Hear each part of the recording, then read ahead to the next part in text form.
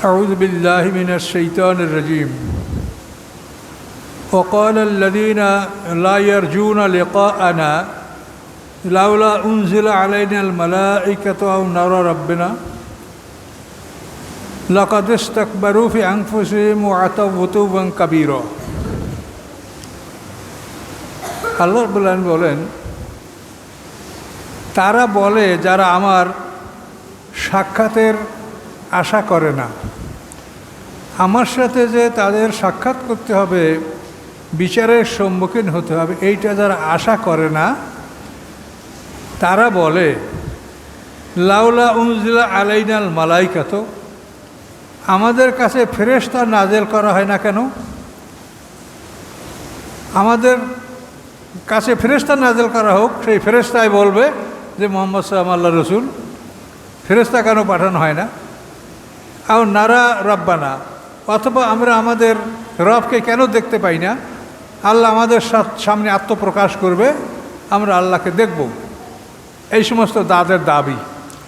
আল্লাহ বলেন লাকাদ ইস্তাকবারু ফি আনফুসিহিম, অবশ্যই এই লোকগুলি তারা মনে মনে অহংকার করল, ওয়াতাউ বুতুওয়ান কাবীরা, এবং তারা চরমভাবে বিদ্রোহ করল, চরমভাবে তারা সত্যকে অস্বীকার করল, কুফরি করল। এখন আল্লাহ বলেন, ফেরেশতা দেখতে চাও, আমাকে দেখতে চাও? শোনো, ইয়াউমা ইয়ারাউনাল মালাইকাতা, যেদিন তারা ফেরেশতা দেখতে পাবে, লা বুশরা ইয়াউমাইযিন, সেদিন তাদের জন্য কোনো সুসংবাদ থাকবে না। ফেরেশতা যেদিন দেখতে পাবে, সেদিন আর কোনো তোমাদের জন্য সুসংবাদ থাকবে না। লিল মুজরিমিন, অপরাধীদের জন্য। ওয়াকুলুনা হিজরাম মাহজুরা, এবং তারা বলবে আশ্রয় আশ্রয়, কোথায় যাব, আমাকে রক্ষা করো রক্ষা করো, এইটাই তারা ফেরেশতা দেখলে এইটাই বলবে। তাহলে ফেরেশতা যেদিন দেখবা, মানুষ যখন মৃত্যু হয়, তখন মৃত্যুর পূর্বক্ষণে মানুষ ফেরেশতা দেখতে পায়, জান কবজের ফেরেশতা দেখতে পায়। আর ফেরেশতা দেখতে পাবে কিয়ামতের দিন। তো তাফসিরে দুটাই লিখেছে যে তোমার মৃত্যুর সময় তুমি যখন ফেরেশতা দেখবে, তো লা বুশরা, তোমার জন্য কোনো সুসংবাদ নাই অপরাধীদের জন্য। তারা বলবে রক্ষা করো রক্ষা করো, বাঁচাও বাঁচাও বলে তুমি চিৎকার করবে, কিন্তু কেউ তোমাকে সেদিন বাঁচাবে না। হিজরাম মাহজুরা।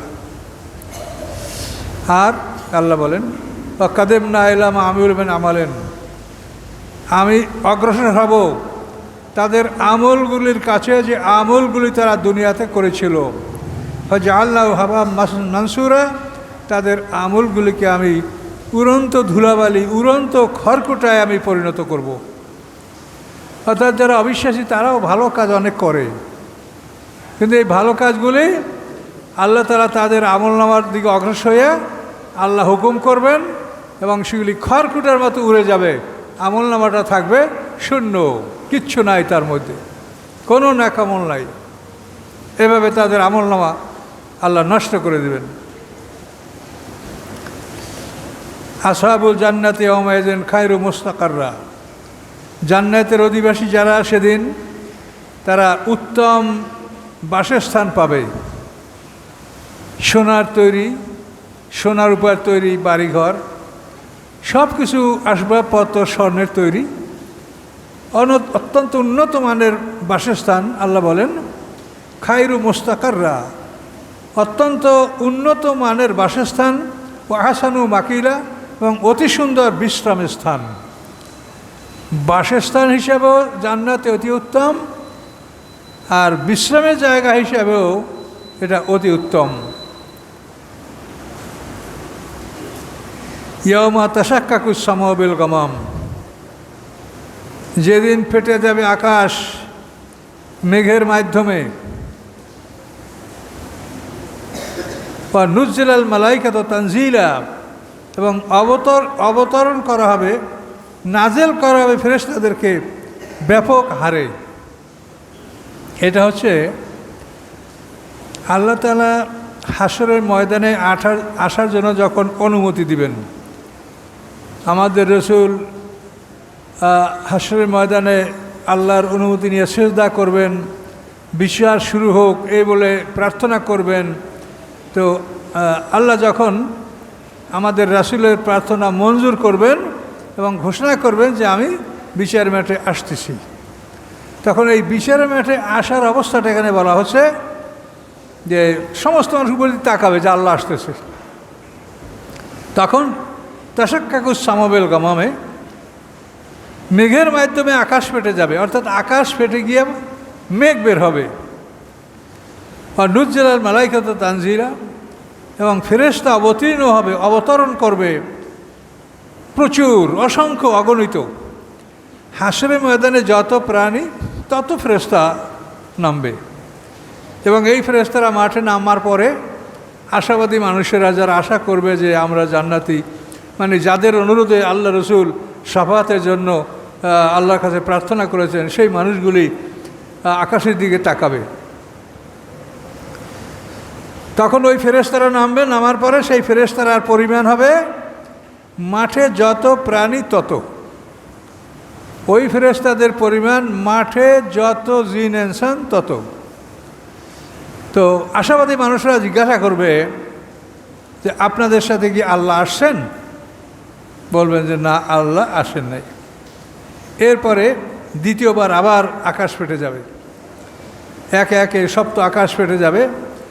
দ্বিতীয়বার ওই রকম মেঘ দেখা যাবে, ওই মেঘের মধ্যেই ফেরেশতারা থাকবে, সাদা মেঘ। এই দ্বিতীয়বার ফেরেশতারা নামবে, এই ফেরেশতাদের পরিমাণ হবে প্রথমবারের দ্বিগুণ। এবার মানুষরা জিজ্ঞাসা করবে যে আপনারা কত? যে আমরা প্রথমবারের দ্বিগুণ। আপনাদের সাথে কি আল্লাহ আসছেন? না, আল্লাহ আসেন নাই। তখন আবার তারা আকাশে তাকাবে, তাকার পর তৃতীয়বার আকাশ ফাটবে, আকাশ ফেটে মেঘ বের হয়ে আসবে। এই মেঘের মধ্যে যারা ফেরেশতা থাকবে তারা জমিনে নামবে।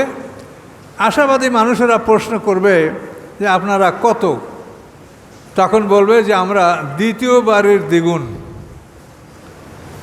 তাহলে প্রথমবারে 1 গুণ, দ্বিতীয়বারে তার দ্বিগুণ, 3 গুণ, আর এরা হলো দ্বিতীয়বারের দ্বিগুণ, তাহলে 4 গুণ, তাহলে 7 গুণ। হাসরের ময়দানে যত জিন ইনসান থাকবে তার 7 গুণ ফেরেশতা নিয়ে আল্লাহ তাআলা মাঠে আসবেন। তখন মানুষরা জিজ্ঞাসা করবে যে আপনাদের সাথে কি আল্লাহ আসছেন? বলবে যে হ্যাঁ, আল্লাহ আসছেন। তো তৃতীয়বারে এই ফেরেশতাদের সাথে আল্লাহ আসবেন এবং আল্লাহর আরশ বহন করবে সেদিন 8 জন ফেরেশতা। ওয়াহমিলু আরশা রাব্বিকা ইয়াওমাইযিন ফাওকাহুম সামানিয়া। সেদিন 8 জন ফেরেশতা আল্লাহর আরশ বহন করে নিয়ে আসবে। হামালাতে আরশ বলা হয় এদেরকে। এইভাবে আল্লাহ তাআলা পৃথিবীর মাঝ বরাবর বাইতুল মুকাদ্দাস যেখানে অনুমান করা যায়, সেখানে আল্লাহ সিংহাসন নিয়ে আরোহণ করবেন, বিচারের সিংহাসন স্থাপন করবেন। এই কথাটা এখানে আল্লাহ বলছেন। 3 বার ফেরেশতারা নামবে। আল মুলকু ইয়াওমাইযিনিল হক লির রহমান। রাজত্ব সেদিন প্রকৃতপক্ষে রহমানের জন্য, একমাত্র আল্লাহরই সেদিন রাজত্ব। আল্লাহ ছাড়া কারো রাজত্ব নাই, কারো কোনো অংশীদারিত্ব নাই। অকানা ইয়াওমান আলাল কাফিরিনা আসিরা।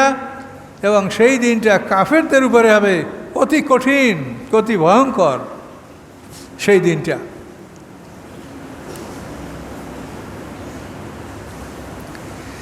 ইয়াওমা ইয়াদ্দু যালিম আলা ইয়াদাইহি। সেদিন জালেম তার হাত দুটো চিবাবে। ওই ইয়াকুল, এবং সে বলবে ইয়া লাইতানি, হায় আফসুস, ইত্তাখাযতু মা'আর রাসূলি সাবিলা, আমি যদি রাসূলের সাথে কোনো পথ অবলম্বন করতাম। ইয়া ওয়াইলাতা, ধ্বংস আমার, আমার জন্য ধ্বংস। লাইতানি, যদি না হতো, লাম আত্তাখাযা ফুলালান খালিলা, অমুক লোকটাকে যদি আমি বন্ধু হিসেবে গ্রহণ না করতাম তা আমার বিপদ হতো না। লাকাদ আদাল্লানি আনে যিকরে, অবশ্যই সে কোরআন থেকে আমাকে বিপদগামী করেছে। বাদায় জানি, যখন আমার কাছে এই হেদায়েত বা কোরআন এসেছিল। ওয়াকানা শাইতানুল ইনসানে খাজুরা, এবং নিশ্চয়ই শয়তান হচ্ছে মানুষকে অপমানকারী, সে মানুষকে অপমান করে। এই যে 3টে আয়াত পাঠ করলাম, এখন এর তাফসীর শোনেন। জালেম তার হাত দুটো চিবিয়ে, তাফসীরে বলা আছে এই পর্যন্ত খেয়ে ফেলবে, খাওয়া হয়ে গেলে আবার হাত বের হবে, আল্লাহ সৃষ্টি করে দেবেন। এই জালেম কে? এই জালেম হচ্ছে উকবা বিন আবি মুঈত। এই আবি মুঈতের পিতার নাম হলো উমাইয়া, উমাইয়ার পিতার নাম হলো আব্দে শামস। তো এই উকবা বিন আবি মুঈত ধনী মানুষ, এরা বড় পরিবারের লোক, সিরিয়ায় ব্যবসায় যাইতো। তো ব্যবসা থেকে যখনই ফিরে আসতো তখন আরবের নেতাদেরকে নিয়ে আসে একটা ভোজ, একটা খাবার, একটা অনুষ্ঠান করত। তো এই অনুষ্ঠানে আরবের শ্রেষ্ঠ নেতাদেরকে সে দাওয়াত করত। তো একবার সে সিরিয়া থেকে আসছে, তার বাড়িতে খাবার অনুষ্ঠান করেছে, আরবের নেতাদেরকে দাওয়াত করেছে। তার মধ্যে মুহাম্মদ সাল্লাল্লাহু আলাইহি ওয়াসাল্লাম দাওয়াত পেয়েছেন, তিনিও একজন নেতা হিসেবে। এখন আল্লাহ রাসূল তার বাড়িতে মেহমান হওয়ার পরে যখন তাকে খানা সরবরাহ করা হলো, তখন বললেন যে তুমি যদি শাহাদাতের সাক্ষী না দাও যে আল্লাহ এক, আমি তার রাসূল, এই সাক্ষী না দিলে আমি তোমার বাড়ি খানা খাবো না। এখনও বিপদে পড়ে গেছে, মেহমান খানা নাকি উঠে যাবে আরবে, এটা বড় অপমান। তখন উকবা বিন আবি মুঈত বলল যে আমি শাহাদাতের সাক্ষ্য দিচ্ছি। তখন সে কলেমায়ে শাহাদাত পাঠ করলো, লা ইলাহা ইল্লাল্লাহ ওয়া আশহাদু আন্না মুহাম্মাদান আবদুহু ওয়া রাসূলুহু। এই কলেমার সাক্ষী দেওয়ার পরে আল্লাহ রাসূল তার বাড়ি খানা খাইলেন। অনুষ্ঠান শেষ হয়ে গেল। এরপরে এই উকবা বিন আবি মুঈতের বন্ধু হলো উমাইয়া ইবনে খালফ। উমাইয়া না, উমাইয়ার ভাই উবাই ইবনে খালফ। এ ছিল এই উকবা বিন আবি মুঈতের বন্ধু। এখন সেই উবাই ইবনে খালফ সে বলে, এই তুই নাকি মুসলমান হইছ, তুই নাকি আমাদের ধর্ম, বাপদাদার ধর্ম ত্যাগ করেছ, আনতা সাবাতা, তুই আমাদের বাপদাদার ধর্ম ত্যাগ করেছ? বলে, না আমি ধর্মত্যাগ করি নাই, কিন্তু সমস্যাটা হলো এই যে আমার বাড়ি একজন মেহমান আসছে, সে খাবে না, না খেয়ে চলে যাবে, এটা তো আমার জন্য অপমান। কাজে আমি ওই মেহমানকে খাওয়ার জন্য, সে যেন আবার খাবার খায়, এই জন্য আমি কলমা পড়ছি, আমি আসলে আমার বাপদাদা ধর্মত্যাগ করি নাই। তখন উবাই ইবনে খালফ বলে যে তোর এই কথা যদি সত্য হয় তাই মুহাম্মদ সাল্লাল্লাহু আলাইহি ওয়াসাল্লামের মুখমণ্ডলে থুথু মারবি, এইটা নামারা পর্যন্ত তুই আমার সাথে দেখা করবি না। তখন উকবা বিন আবি মুঈত বলল যেটা আমি করব। এরপর সে মুহাম্মদ সাল্লাল্লাহু মুখের দিকে থুতু নিক্ষেপ করলো। আল্লাহর হুকুমে ফেরেশতারা সেই থুতু ওর নিজের মুখে লাগাই দিল, ওর মুখ পুড়ে গেল। আল্লাহ রসুলের মুখমণ্ডলে ওর থুতু লাগেনি। তো এই ঘটনার পরে আল্লাহ রসুল তাকে বলেছেন যে আমি এই শহরের বাইরে তোকে যদি কোথাও পাই তা আমি তোকে হত্যা করব। উকবা বিন আবি মুঈতকে আল্লাহ রসুল বললেন। আর ওর বন্ধু হলো উবাই ইবনে খালফ। আর এই উবাই ইবনে খালফ একমাত্র কাফের উহুদের যুদ্ধে যাকে আল্লাহ রসুল হত্যা করেছিলেন, সে অন্য বিরাট কাহিনী। এরা দুইজন। এখন এই উকবা বিন আবি মুঈত এই ঘটনা করে সে মুরতাদ হয়ে গেল, কলমা পড়ছিল, অস্বীকার করল। কিন্তু তার মৃত্যুর পরের অবস্থাটা আল্লাহ তাআলা আমাদের জন্য কোরআনে তুলে দিলেন যে এই লোকটার মৃত্যুর পরে কি অবস্থাটা হবে তোমরা শুনে নাও। এই তার মৃত্যুর পরের অবস্থাটা আল্লাহ তাআলা আমাদেরকে জানিয়ে দিয়েছেন, ইয়াউমা ইয়াদ্দু যালিমু আলা ইয়াদাইহি, সেই দিন জালেম তার দুটো হাত চিবাবে। আদ্দা মানে মারির দাঁত দিয়া চিবানো। ইয়াকুলু, এবং সে বলবে, ইয়া লাইতানি ইত্তাখাযতু মা'আর রাসূলি সাবিলা, আফসোস রাসূলের সাথে যদি আমার একটা সম্পর্ক থাকতো, রাসূলের সাথে যদি আমি হেদায়েত গ্রহণ করতাম। ইয়া ওয়াইলাতা, আমার জন্য ধ্বংস, যদি না হতো লামাত্তাখায ফুলানান খালিলা, অমুক লোকটাকে যদি আমি বন্ধু হিসেবে গ্রহণ না করতাম, ওই বন্ধু আমাকে বিপদগামী করেছে। লাকাদ আদাল্লানি আনিজ যিকরি, ওই বন্ধুই আমাকে আমার আল্লাহর জিকির থেকে, কোরআন থেকে, হেদায়েত থেকে আমাকে বিপদগামী করেছে। বাদে জানি, যখন এই হেদায়েত আমার কাছে এসেছিল, আমি কলমা পড়েছিলাম, কিন্তু আমার বন্ধুর কারণে আজকে আমার ধ্বংস। এখন বলে যে ওই লোকটা যদি আমার বন্ধু না হতো। অকানা শয়তানুল ইনসানে খাজুরা, আল্লাহ বলেন শয়তান সর্বদা মানুষকে অপমানকারী। এই বন্ধুর কারণে কিন্তু বহু মানুষ বিপদগামী হচ্ছে। এই বন্ধুর কারণে মানুষে অপসংস্কৃতি, এই মানে টাস খেলা বলেন, জুয়া খেলা বলেন, তারপরে নেশা করা বলেন, এগুলো কিন্তু অসৎসঙ্গের মাধ্যমে এগুলো ঘটে। এই ছেলেপেলেরা কষি কী বোঝে? যদি একটা দুষ্ট লোকের সাথে এদের মেলামেশা হয় তখন সে তাদেরকে এই সমস্ত খারাপ পরামর্শ দিবে, ফলে ছেলেরা নেশা করবে, হ্যাঁ, এভাবে নানা রকম সমাজবিরোধী কার্যকলাপে তারা লিপ্ত হবে। এই বন্ধুর কারণে এটা হয়। এই জন্য আল্লাহ বলেন, এই কথাটা আমাদেরকে তুলে দিলেন কোরআনে, যে বিচারের দিন এই অবস্থাটা তার হবে। কাজেই তোমরা তোমাদের বন্ধুদেরকে পরীক্ষা করো। তোমার বন্ধু তোমাকে কি বলে, তোমার বন্ধুকে, তোমার বন্ধু তোমাকে কি বলছে, তুমি সেটা ভালো করে বুঝে নাও।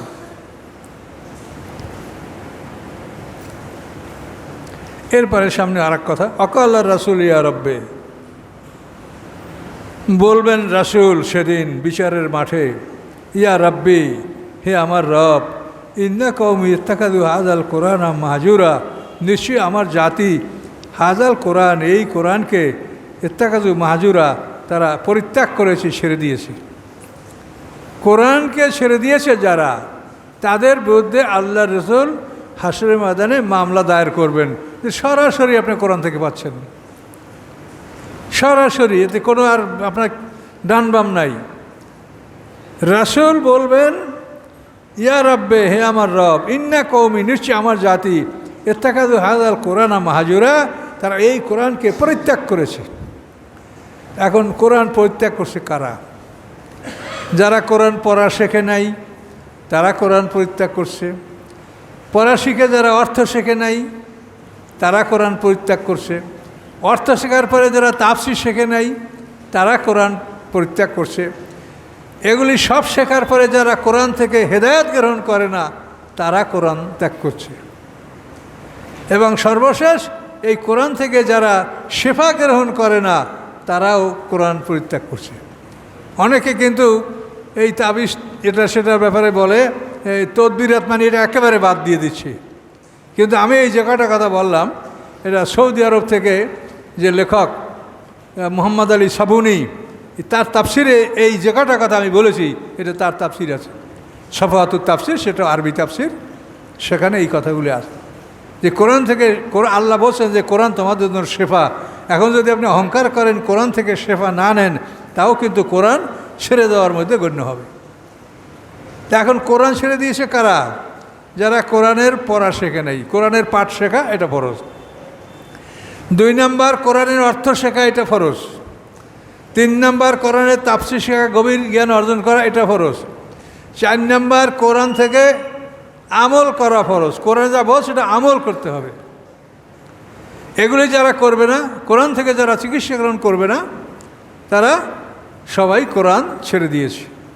তো এই কোরআন ছেড়ে দিয়েছে যারা, হাশরের ময়দানে তারা আসামি হবে, এবং এই কেসের বাদী হবেন স্বয়ং মুহাম্মদুর রাসূলুল্লাহ সাল্লাল্লাহু আলাইহি ওয়াসাল্লাম, যিনি হাশরের ময়দানের একমাত্র বাদী, যার সুপারিশে সবার ফয়সালা হবে। তিনি যদি বাদী হন, তাহলে কে আমাদেরকে এই রকম কেসের আসামি হলে কে তাদেরকে সুপারিশ করবে সেটা বলেন। কাজী কোরআনে এই কথাগুলো স্পষ্টভাবে আল্লাহ বলে দিয়েছেন।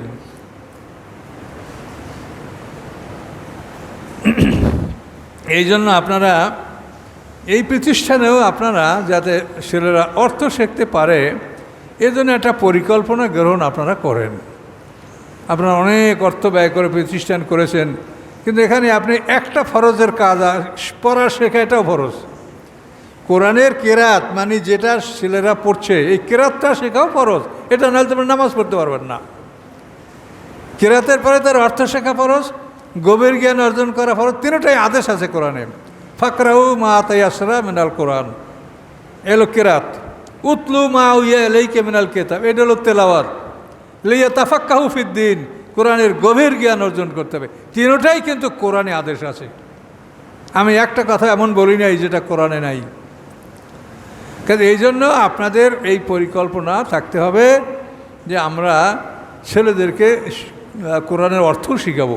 সবাইয়ের মেধা একরকম না, সবাই একরকম যোগ্যতা রাখে না, এটা বিবেচনা ভেদে এরকম আপনাদের একটা সেকশন থাকতে হবে। এটা না থাকলে কিন্তু আপনি ফরজ তরকের সমস্যার মধ্যে আমি পড়ে যাচ্ছি। এগুলো ফরজ, কোরআনে যে আদেশগুলো দেওয়া এগুলো সব ফরজ, এগুলো কোনো ফরজের নিচে কিছু না, কিন্তু সমাজ এটার প্রচলন নাই। এই জন্য আমি দেখছি অনেকে মানে এগুলো শুরু করলে আবার অন্যরা বাধা দেয়, এরকম অবস্থা আছে। জালকাঠিতে এরকম এক খবর আছে যে একজন হাফেজ সাহেব কোরআনের তর্জমা শিখাচ্ছেন, কিন্তু অন্যরা বাধা দিচ্ছে, যেটা আবার লাগবে কিসে? কি আশ্চর্য ব্যাপার! যেখানে আল্লাহ তাআলা কোরআনে পরিষ্কার বলেছে যে তাওরাত যারা বহন করে এবং তাওরাত এর হক আদায় করে না, তাদের অবস্থা হলো গাধার পিঠে পুস্তক, গাধার পিঠে কাগজের বোঝা। কামাসালিল হেমারে ইয়াহমিলু আসফারা, হেমার মানে গাধা, আসফারা মানে কাগজপত্র। তাহলে এখন একটা লোকে কোরআন সে পড়ে, অর্থ জানে না, তাহলে এটা তো গাধার পিঠে কাগজের বোঝা। আপনাকে আল্লাহ বলেছে কি আপনি এটা নাই জানেন, তাহলে পড়ে কি হলো? পড়ে আপনি দ্বারা নামাজ পড়তে পারবেন, কেরাত মানে এটা নামাজে কেরাত পড়া ফরজ, এটা আপনি পারবেন। কিন্তু আসলে তো যে গাধার কথা আল্লাহ বলেছে সেটা তো থেকেই গেল, আপনি না বুঝলে কী করবেন? সমাজে এত অরাজকতা, এত মানে সমাজে বিশৃঙ্খলা কেন? কোরআন যারা পড়তে জানে তার মধ্যে শতকরা একটা লোকও তার অর্থ জানে না। ফলে মানুষ কী করবে? কাজেই আপনারা শুনেন, এমন একটা দিন আসবে তখন অনেক আফসোস করবেন, কোনো লাভ হবে না। হঠাৎ করে যখন দেখবেন যে জান কবজের ফেরেশতা হাজির হয়ে গেছে, তখন পৃথিবীর সমস্ত সম্পদ দিয়েও তার কাছ থেকে 1 মিনিট সময় আপনি নিতে পারবেন না। কথা বলতে পারছেন? পৃথিবীর শ্রেষ্ঠ ধনীরা তাদের সমস্ত সম্পদ নিয়ে যদি আজহারের সামনে হাজির হয় যে আমাকে 1 মিনিট সময় দাও, হবে না। লা ইস্তাখিরুনা সাআতাও ওয়ালা ইস্তাকদিমুন। আল্লাহ বলেন 1 মুহূর্ত আগেও হবে না, 1 মুহূর্ত পরেও হবে না। কাজে এই জন্য আপনারা এগুলো ভুলে যাচ্ছেন। কিন্তু এই মসজিদ থেকে বের হইলেই তখন মানুষ দুনিয়ার দিকে তাকাইলে মসজিদে কি শুনছিলেন তা আপনারা ভুলে যান, আর মনে থাকে না। কিন্তু এই জন্য সার্বক্ষণিকভাবে অন্তর এটা স্মরণে রাখতে হবে যে আল্লাহ কি বলছেন, আমি কি শুনেছি, আমার সময় কতটুকু, কে কি বলতে পারে বলেন? কিছুই আমরা বলতে পারি না। আল্লাহ বলেন ওয়াকাযালিকা জাআলনা লিকুল্লি নাবিয়্যিন আদুওয়াম মিনাল মুজরিমিন। আল্লাহ বলেন এভাবেই আমি করেছি প্রত্যেক নবীর জন্য শত্রু অপরাধীদের মধ্যে হতে। এই অপরাধী যারা তারাই নবী রসুলদের শত্রু হয়, এরপরে তারা আলেমদের শত্রু হয়, অপরাধীরা। কাফা বিরাব্বিকা হাদিয়া ওয়া নাসিরা, আপনার রব যথেষ্ট পথ প্রদর্শনের দিক দিয়ে এবং সাহায্যের দিক দিয়ে, আপনার রব যথেষ্ট।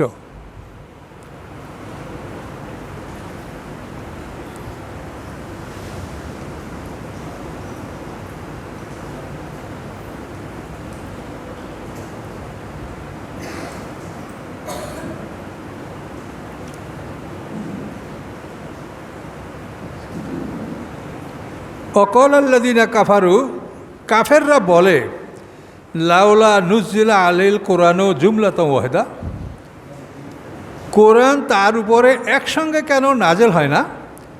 মুসা আলাইহিস সালামের তাওরাত একসঙ্গে নাজেল হয়েছে, দাউদ আলাইহিস সালামের জবুর একসঙ্গে নাজেল হয়েছে, ঈসা আলাইহিস সালামের ইনজিল কিতাব একসঙ্গে নাজেল হয়েছে, কিন্তু মুহাম্মদ সাল্লাল্লাহু আলাইহি ওয়াসাল্লামের একসঙ্গে কোরআন নাজেল হয় না কেন? প্রশ্ন। আল্লাহ তার জবাব দেন কাযালিকা নুসাব্বিতু বিহি ফুআদাকা ওয়া রাত্তালনাহু তারতিলা, যে এভাবেই আমি অল্প অল্প করে নাজেল করি যাতে আপনার অন্তরটা দৃঢ় হয়, অন্তরটা মজবুত হয়। অল্প অল্প শুনবেন, বিশ্বাস করবেন, বুঝবেন, আমল করবেন, মুখস্থ করবেন, আপনার অন্তরটা মজবুত হবে। ও রাত্তালনাহু তারতিলা, এবং আমি আপনাকে বুঝিয়ে দিচ্ছি খুব সুন্দরভাবে, অল্প অল্প করে বুঝিয়ে বুঝিয়ে আমি অল্প অল্প 4-5 আয়াত করে এক একবার দিচ্ছি। এই আয়াতে তাফসীরে আল্লাহ বলেন যে অন্যান্য নবীদের কেতাবটা আমি একসঙ্গে মানে পুরো একসঙ্গে লিখিত কেতাব দিয়েছি, কিন্তু মুহাম্মদ সাল্লাল্লাহু আলাইহি ওয়াসাল্লামকে আমরা সেটা দেই নাই। তার কারণ হলো সেই নবীরা লেখাপড়া জানতো, আর মুহাম্মদ সাল্লাল্লাহু আলাইহি ওয়াসাল্লাম উম্মি, সে পড়তে জানে না। এখন যে পড়তে পারে না তার কাছে যদি আমি একসঙ্গে পুরো কোরআনটা নাজিল করি তো তাকে পড়াইয়া দেবে কে, বুঝিয়ে দেবে কে? কি বুঝতে পারছেন বিষয়টা?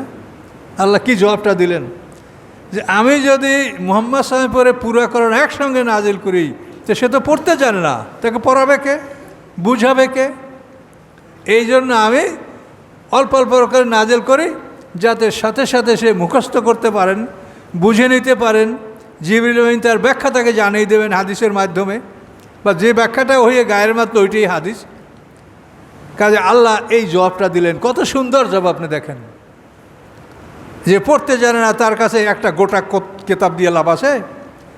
এই জন্য আল্লাহ বলেন যে আমি অল্প অল্প করে যাতে আপনার অন্তর সুপ্রতিষ্ঠিত হয়, অন্তরটা মজবুত হয়, দৃঢ় হয়, আর ধীরে ধীরে ব্যাখ্যা সহকারে আমি এই কোরআন আপনাকে বুঝিয়ে দিচ্ছি। দীর্ঘ 23 বছর বসে অল্প অল্প করে, এই জন্য আল্লাহ তাআলা কোরআন নাজিল করেছেন। তাহলে কাফেরের প্রত্যেক কথার জবাব আল্লাহ কত সুন্দর করে দিচ্ছেন দেখেন। আল্লাহ বলেন ওয়ালা ইয়াতুনাকা বিমাসালিন ইল্লা জিনাকা বিল হাক্কি ওয়া হাসানা তাফসীরা। আল্লাহ বলেন তারা যে কোনো জিনিস আপনার কাছে নিয়ে আসবে যাতে সন্দেহ সৃষ্টি হয়। মাসাল মানে এমন বস্তু যেটা শুনলে মানুষের মধ্যে সন্দেহ সৃষ্টি হয়। তা আল্লাহ বলেন ওরা যদি এমন কোনো কথা আপনাকে বলে যে কথায় সন্দেহ সৃষ্টি হয় আপনার মনে বা জনগণের মনে, তো আমি যে না কাবেল হাক্কা, আমি সত্যকে নিয়ে আসবো। সত্য যে মানে সন্দেহ যে দূর করে তাকে বলে হক। মাসাল মানে যে জিনিসের সন্দেহ সৃষ্টি করে, আর হক শব্দের অর্থ যে জিনিসের সন্দেহ দূর করে। তো ওরা সন্দেহ সৃষ্টি করার জিনিস আপনার কাছে নিয়ে আসবে, আমি সন্দেহ দূর করার জিনিস আপনাকে আমি দান করব। যে না বলে হাসানা তাফসীরা, এবং ওই বিষয়ের উত্তম ব্যাখ্যা আমি আপনাদেরকে দান করব, রাসূলকে দান করব, এটা আল্লাহ বললেন। তাহলে ওরা একটা জটিল প্রশ্ন করছে যে সবার কাছে গোটা কোরআন আছে, গোটা কেতাব তাওরাত জবুর ইনজিল, তা আপনার কাছে আসে না কেন? আল্লাহ কত সুন্দর জবাব দিয়ে দিলেন যে তারা তো লেখাপড়া জানতো, আর এই নবী হলো উম্মি। হুয়াল্লাযী বাআসা বিল উম্মিয়্যিনা রাসূলাম মিনহুম, উম্মিদের মধ্যে তিনি একজন উম্মি রসুল পাঠিয়েছেন। কিন্তু উম্মির কাছে একটা কেতাব দিলে উম্মি সেটার দ্বারা উপকৃত হবে না, এই জন্য টুকরা টুকরা করে তাকে অল্প অল্প করে দেওয়া হয়েছে এবং মুখস্থ করিয়ে দেওয়া হয়েছে এবং বুঝিয়ে দেওয়া হয়েছে। এবার সামনে বললেন কি যে ওরা যে কোনো প্রশ্ন যদি তোমার কাছে আসে, যে কোনো প্রশ্ন আপনার কাছে উত্থাপন করে, আমি তার স্পষ্ট জবাব দিব, সন্দেহ দূর করার মতো অবস্থা সৃষ্টি করে দেব, হাসানা তাফসীরা, এবং তার উত্তম ব্যাখ্যা দিব। ওরা যত প্রশ্ন করেছে,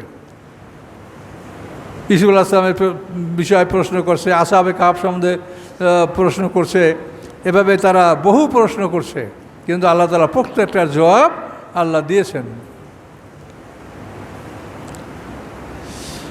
আল্লাযীনা ইহশারুনা আলা ওয়াজহিম ইলা জাহান্নাম। আল্লাহ বলেন যাদেরকে তোলা হবে হাসরের ময়দানে, আলা ওয়াজহিম মস্তকের উপরে ভর করে, মাথার উপরে ভর করে হাসরের ময়দানে যাদেরকে তোলা হবে, হ্যাঁ, এরা জাহান্নামা, এবং এভাবে তাদেরকে জাহান্নামের দিকে নিয়ে যাওয়া হবে।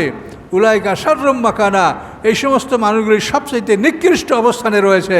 ও আদাল্লু সাবিলা, এবং সবচাইতে ভ্রষ্ট পথে এই লোকগুলা রয়েছে। উল্টাভাবে, অর্থাৎ পা থাকবে উপরে আর মাথা থাকবে নিচে, মস্তিষ্কে ভর করে পা উপরে দিয়া এদেরকে আল্লাহ তাআলা তুলবে। এরা কারা? সূরা মুলকের মধ্যে এটার স্পষ্ট ব্যাখ্যা আছে। আল্লাহ বলেন যে আফামাইয়ামশি মুকাব্বান আলা ওয়াজি আহাদা আম্মাইয়ামশি সাবিয়ান আলা সিরাতে মুস্তাকিম। আল্লাহ বলেন মুকাব্বান আলা ওয়াজি, যাকে উল্টো করে মুখমণ্ডলে ভর করে যে চলে, সে কি ভালো পথে চলতে পারে, ভালো চলতে পারে? অথবা যে পা দিয়া সোজা পথে হাঁটে, সে ভালো পথে চলতে পারে? তা আপনারাই তো বুঝছেন যে উল্টোভাবে কত সময় চলা যাবে। এই 2-10 কদম চলার পরেই তো সে ক্লান্ত হয়ে পড়বে। উল্টোভাবে বেশি সময় চলা যায় না। যারা খেলাধুলা করে, মানে যারা অ্যাথলিট, তারা ওরকম অনেক প্র্যাকটিস করে কিছু উল্টো হাঁটতে পারে, কিন্তু সেটা কত সময়? অল্প সময়ের জন্য হাঁটতে পারে।